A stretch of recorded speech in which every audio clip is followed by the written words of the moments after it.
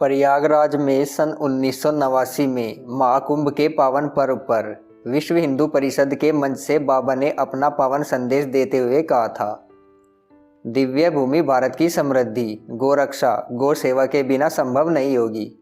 गौ हत्या का कलंक मिटाना आवश्यक है। नमस्कार दोस्तों, मेरा नाम है दीपक वॉइस चैनल में आप सभी का स्वागत है।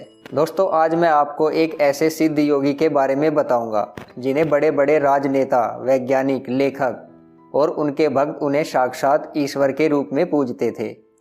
उनके जीवन से जुड़ी अनेक चमत्कारी घटनाएं हैं जो आज भी सुनने वाले को आश्चर्य में डाल देती है। इन परम पूजनीय योगी का नाम देवरा बाबा है। पूजनीय देवरा बाबा के जन्म के बारे में संशय है, यहाँ तक कि उनकी सही उम्र का आकलन भी नहीं है। कहा जाता है कि वह करीब 900 साल तक जीवित रहे थे। वह यूपी के देवरिया जिले के रहने वाले थे। कुंभ में बाबा की करीब 10 सालों तक सेवा करने वाले मार्कंडेय महाराज के अनुसार पूरे जीवन निर्वस्त्र रहने वाले बाबा धरती से 12 फुट ऊंचे लकड़ी से बने मचान में रहते थे। वह नीचे केवल सुबह के समय स्नान करने के लिए आते थे। हिमालय में अनेक वर्षों तक अज्ञात रूप में रहकर उन्होंने साधना की।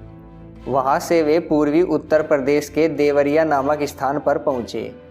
वहाँ वर्षों निवास करने के कारण उनका नाम देवरा बाबा पड़ा। पूजनीय देवरा बाबा ने सरयू नदी के किनारे एक मचान पर अपना डेरा डाल दिया और धर्म कर्म करने लगे। देवरा बाबा परम राम भक्त थे। देवरा बाबा के मुख में सदा राम नाम का वास था। वो भक्त को राम मंत्र की दीक्षा दिया करते थे।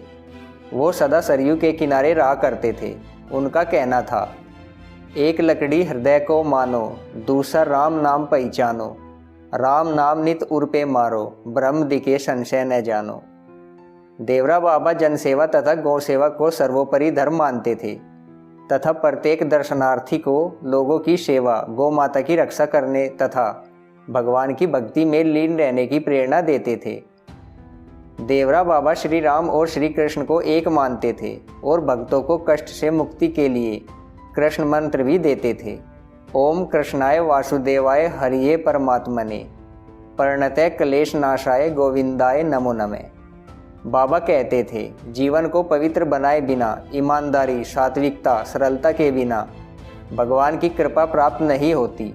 अतः सबसे पहले अपने जीवन को शुद्ध पवित्र बनाने का संकल्प लो।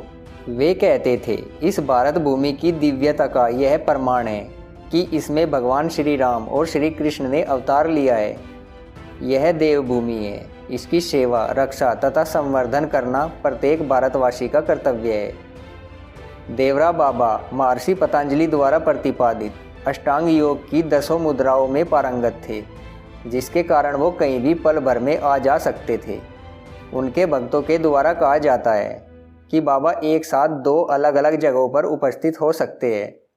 बाबा को कई सिद्धियां भी प्राप्त थी जो इस प्रकार है, जिसमें एक सिद्धि पानी में बिना सांस के रहने की, दूसरी जंगली जानवरों की भाषा समझ लेते थे और खतरनाक जंगली जानवरों को पल भर में काबू कर लेते थे, जो एक सामान्य मनुष्य के वश की बात नहीं है। तीसरी खेचरी मुद्रा में उनको महारत हासिल थी, जिसके कारण बाबा आवागमन करते थे। हालांकि बाबा को किसी ने आते जाते नहीं देखा। खेचरी मुद्रा से ही बाबा अपनी भूख व उम्र पर नियंत्रण करते थे। बाबा के अनुयायियों के अनुसार बाबा को दिव्य दृष्टि की सिद्धि प्राप्त थी। बाबा बिना कुछ कहे सुने ही अपने भक्तों की समस्याओं और उनके मन में चल रही बातों को जान लिया करते थे। उनकी याददाश्त इतनी अच्छी थी कि दशकों बाद भी किसी व्यक्ति से मिलते थे तो उसके पूरे घर की जानकारी और इतिहास बता दिया करते थे। बाबा हठ योग की 10 मुद्राओं में पारंगत थे। साथ ही ध्यान योग, नाद योग, लय योग, प्राणायाम, त्राटक, ध्यान, धारणा, समाधि आदि पत्तियों का भरपूर ज्ञान था, जिससे बड़े बड़े विद्वान उनके योग ज्ञान के सामने नतमस्तक हो जाया करते थे। जो भी देवरा बाबा को मिलने आता था, यानी श्रद्धालु, बाबा उनको सदैव कुछ न कुछ प्रसाद अवश्य देते थे।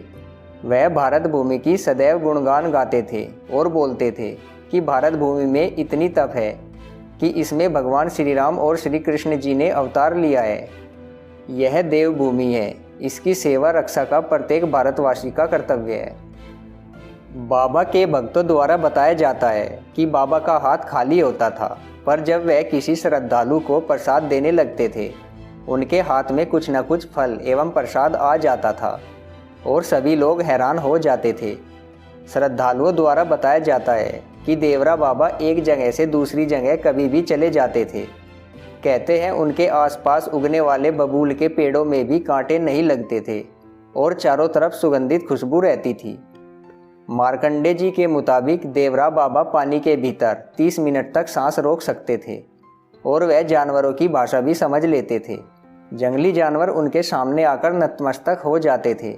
ऐसा कहा जाता है कि बाबा जिस गांव मैल में रहते थे, प्रतिवर्ष सरयू की कटान में इस गांव की बहुत सारी भूमि नदी में समा जाती थी।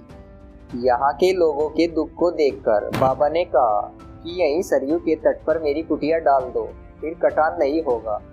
लोगों ने बाबा की कुटिया वहीं डाल दी। सचमुच उसके बाद सरयू ने कभी उस कुटिया की सीमा रेखा नहीं लागी। 1911 में जब जॉर्ज पंचम भारत की यात्रा पर आ रहे थे, तो उन्होंने भारत के संतों के बारे में अपने भाई से पूछा कि भारत के संत सचमुच महान होते हैं। तो प्रिंस फिलिप ने उत्तर दिया, हाँ, कम से कम तुम देवरा बाबा से जरूर मिलना। जॉर्ज पंचम भारत आकर देवरा बाबा से मिले और प्रभावित हुए बिना नहीं रह सके। देवरा बाबा का जीवन बहुत सरल था। आज भी उत्तर प्रदेश में और देश के विभिन्न स्थानों पर देवरा बाबा को सच्चे दिल से पूजा और माना जाता है। इनके भक्त पूरी दुनिया में फैले हैं। राजनेता, फिल्मी सितारे और बड़े बड़े अधिकारी उनकी शरण में रहते थे। पूज्य बाबा ने योग विद्या के जिज्ञासुओं को हठ योग की 10 मुद्राओं का प्रशिक्षण दिया। वे ध्यान योग, नाद योग, लय योग, प्राणायाम, त्राटक, ध्यान, धारणा, समाधि आदि की साधना पद्धतियों का जब विवेचन करते, तो बड़े बड़े धर्माचार्य उनके योग संबंधी ज्ञान के समक्ष नतमस्तक हो जाते थे। बाबा ने भगवान श्री कृष्ण की लीला भूमि वृंदावन में यमुना तट पर स्थित मचान पर 4 वर्ष तक साधना की। 19 जून सन 1990 की योगिनी एकादशी के पावन दिन उन्होंने निर्वाण प्राप्त किया। दोस्तों, परम पूजनीय और सिद्ध योगी देवरा बाबा के बारे में ये वीडियो आपको कैसा लगा, हमें कमेंट बॉक्स में कमेंट करके ज़रूर बताइएगा। अगर आपको वीडियो पसंद आया तो इस वीडियो को लाइक ज़रूर करें और साथ ही साथ हमारे चैनल को सब्सक्राइब जरूर कर लें। धन्यवाद।